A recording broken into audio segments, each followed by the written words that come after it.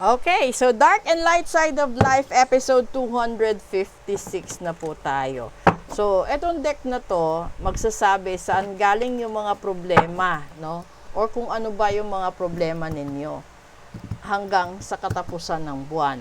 Ito naman yung magkakaroon or magbibigay sa atin ng suggestion or idea kung paano, no, haharapin or bibigyan ng solusyon ang mga problema sa natitirang 5 araw dito sa Agosto. Unang problema, the Three of Swords, literal. Pangalawa, the Four of Swords, hala. And pangatlo, the World. Ang Diyos ko. Okay. So, yan yung tatlong problema na pinanggalingan. Okay. Dito kasi, kapag sinabi natin Three of Swords, third party, no? May mga sitwasyon na nagtatraidor, may mga taong kulang sa pahinga, yung mga taong kulang sa tulog, maraming dinadanas na depresyon, at pakiramdam niya buong mundo kalaban niya, o lahat ng tao sa paligid hindi sumasang-ayon sa kanya. Ito yon. Tignan muna natin yung possible solution. Una, Page of Swords. Pangalawa, the Five of Cups. And the Eight of Wands. Ngayon, yung solusyon na lumabas, possible solution, no? Harapin mo or yung sistema, no? Ito yung katotohanan. Painful kasi yung sword. And then yung Five of Cups kasi is the lost card. So ito yung bagay na tanggapin mo ang katotohanan, tanggapin mo yung mga pasakit or mga problema dumarating sa buhay mo. Dahil magkakaroon din naman ito ng magandang shift sa kalaunan. It may take 8 weeks from now, but it will turn. Magkaroon ng magandang shift. Ngayon, 8 linggo, ibig sabihin 2 buwan. So, September, October pa yan mga October pa makaka-recover. Ngayon, kung yung sitwasyon ninyo is relasyon, no? Yung marami kang pinapasa na problema dahil sa taong mahal mo, no?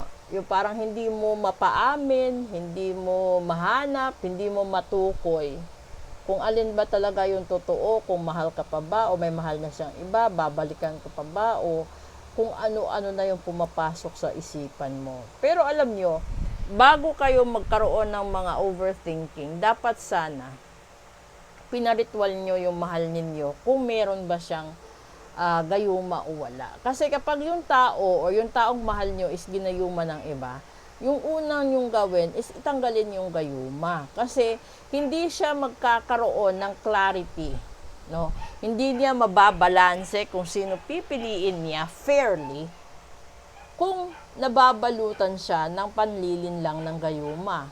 Hindi lang yan. Kung nalagay pa siya sa love ritual or love spell, mas delikado yun kasi matagal yun bago matanggal. At kung pinakamalala is dumating sa punto na yung taong nangaagaw is talagang gusto kang mawala totally sa landas niya para maging sa kanya yung taong mahal mo. So kung ayaw mo dumating yan sa buhay mo sa punto na yan, habang maaga pa, habang maganda pa ang takbo ng relasyon ninyo, lagyan nyo na ng proteksyon. Kung nagkakasakit ka pabalik-balik, malamang barang yan. Kung may minamalas ka sa trabaho, sa lahat ng bagay, ibig sabihin, kinukulam ka or may nanggagayuma sa'yo. Kasi yung gayuma, hindi lang gayuma sa pag-ibig. May gayuma sa panlilinlang, may gayuma sa kalusugan para magkaroon ka ng maraming sakit, At meron ding gayuma para makalimot ka at gawin kang buwang. So, napakadelikado nun. Ngayon, papasok yung first Tuesday, papasok yung first Friday, tsaka yung Burr months. Siyempre, andito yung mga buwan na mag-aagawan yung mga tao kung sino ang makakasama nila sa bagong taon, sa Pasko, at sa iba pang mga mahahalagang okasyon sa papasok na Setyembre hanggang Desyembre. Okay? So, ito yung mga problema, puro pasakit, puro talaga puso, puro losses, at yung mga taong nakafocus sa kung ano yung nawala at hindi na nila kayang ibangon ang sarili nila sa mga natitira na pag-asa. Ito yung mga tao na lugmok, sadlak sa bisyo, mga tao na sinisira ng iba ding tao or kapwa-tao nila. Okay, so kung meron kayong ipapagamot, kung gusto niyo magpa-reading, message lang po kayo. Proceed tayo sa Real Talk po natin at maraming salamat po sa inyo lahat.